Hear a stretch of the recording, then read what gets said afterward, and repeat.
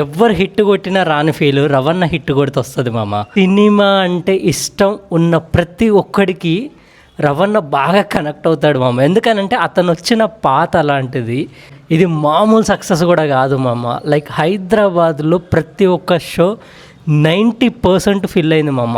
90% family audience తోటి mid night షోలు కూడా ఫుల్ అయిపోయినాయి మామ. ఆనెస్ట్గా చెప్పాలంటే ఎన్నో మూవీస్ తీశాడు కానీ అంత గొప్పగా కనెక్ట్ అవ్వలేమమ్మ. కానీ ఈ మూవీ మన మిడిల్ క్లాస్ ఫాదర్, కూతురు అంటే ప్రాణం అని అనుకునుండే ఫాదర్, అది అట్ ద సేమ్ టైం ఒక తాగుబోతు ఫాదర్, అస్సలు ఒదిగిపోయాడు మామ, ఒదిగిపోయాడు.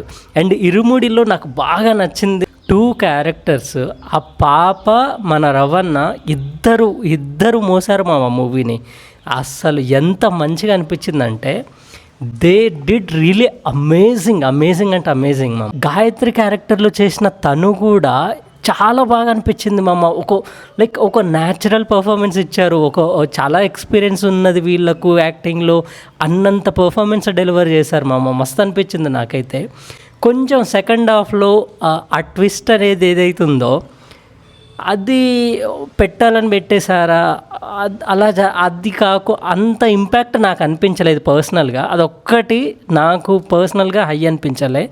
రిమైనింగ్ అంతా కూడా అసలు వేరే ఒక ఫీల్ గుడ్ మామ. కొన్ని ఏడ్చే సీన్లు ఉంటాయి, హీరోలు ఏడ్పించి కన్నీళ్ళు తెప్పిస్తారు చూసే వాళ్ళకు. బట్ ఈ సినిమాలో రవణ సైలెన్స్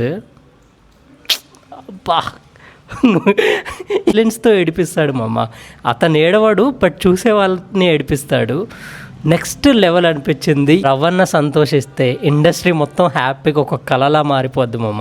ఒక కొత్త పండగ వచ్చినట్టే అయిద్ది. అదేందో మరి నిజంగా హ్యాపీ. ఇరుముడి ఇట్స్ బ్లాక్ బాస్టర్.